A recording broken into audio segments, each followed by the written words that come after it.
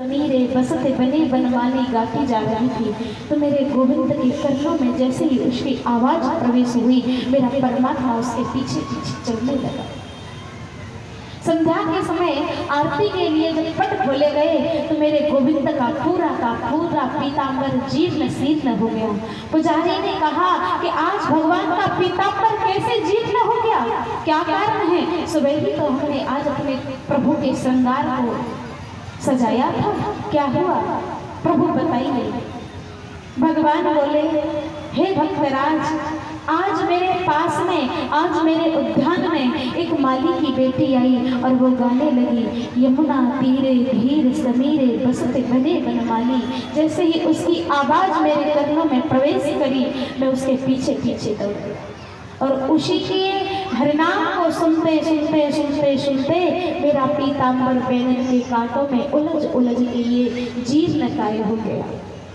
तो महाराज, भक्ति की यही महिमा है कि जिसके जीवन में देवी भक्ति आ जाती है, उसके पीछे पीछे भगवान चलने लगते हैं।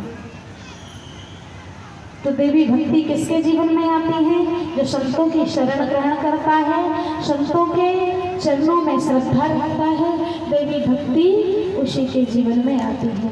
इसलिए महाराज बहुत सुंदर बात कही कि परमात्मा वही निवास करते हैं, चाहे वो नीच ग्रहेष्वती, फिर वो नीच का ही घर क्यों न हो, फिर भगवान शपथ वाल्मीकि के घर भी पहुंच जाते हैं।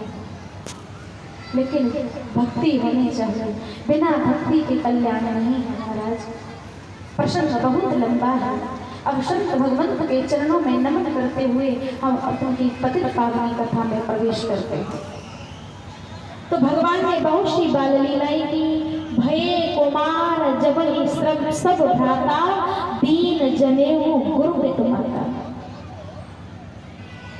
इधर कौशल्या ने और दशरथ ने विचार किया कि हमारे लाला कुमार हो चुके हैं, अब हमारे लाला बड़े हो चुके हैं, तो इन्हें अब जनेऊ संस्कार करवा देना चाहिए। वैसे बालक का जनेऊ संस्कार 7 वर्ष में करवा देना चाहिए, लेकिन यदि 7 में नहीं हो रहा है तो 11 वर्ष में तो अवश्य करवा देना चाहिए। लेकिन समाज की विडंबना तो देखो, एक पंथ 2 काज करते हैं, तभी विवाह कर देते हैं और तभी बेटे का जनेऊ संस्कार कर देते हैं। अरे अब वो अपनी गृहस्थ की बेड़ियों के बंधन में जकड़ा जाएगा कि ब्रह्मचर्य कि अपने यज्ञोपवीत की रक्षा करेगा, क्या समझेगा वो धर्म को। इसलिए महाराज, धर्म की ध्वजा को तो बचपन में ही पकड़ा देना चाहिए। बालक का यज्ञोपवीत तो उसी समय करवा देना चाहिए जब उसकी अवस्था गुरुकुल में जाने की होती है।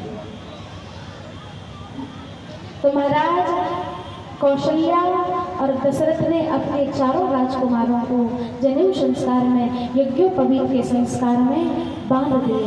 और इसके बाद में गुरु ग्रह गए पढ़न रघुराई, अल्पकाल विद्या शब आई।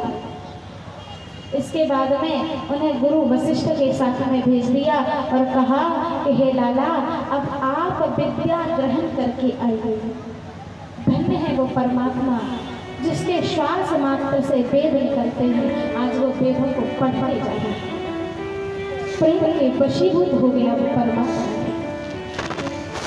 उस परमात्मा को भी तो इस संसार में आने की इच्छा होती है।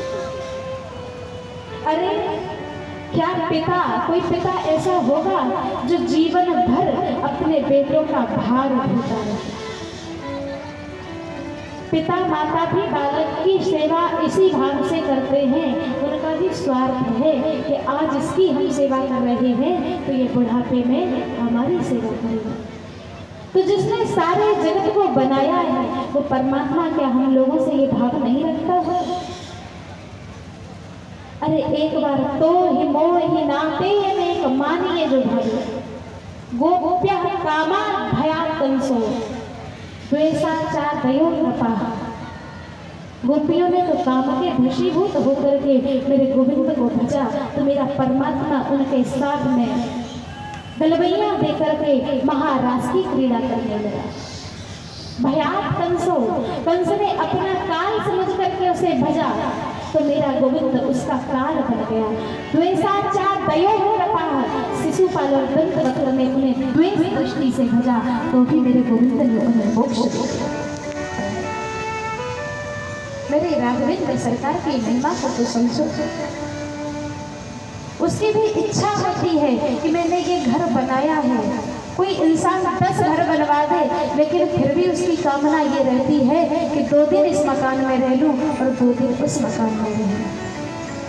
तो मेरे परमात्मा की भी इच्छा व्यक्ति के जीवन में आने की होती है, लेकिन हम लोग उसे बुलाते ही नहीं।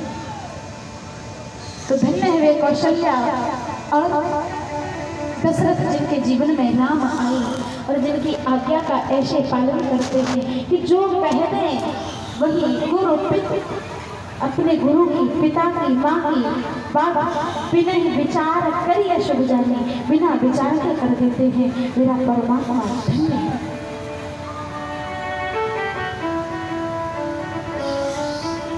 प्रातः काल उठ के रघुनाथा, माता पिता गुरु नावहि बाथा। सुबह खड़े होते हैं, अपने गुरुदेव के चरणों में प्रणाम किया, माँ के चरणों में प्रणाम किया और पिता दशरथ के चरणों में प्रणाम करते हैं। धन्य है वे संस्कार। माता पिता गुरु प्रभु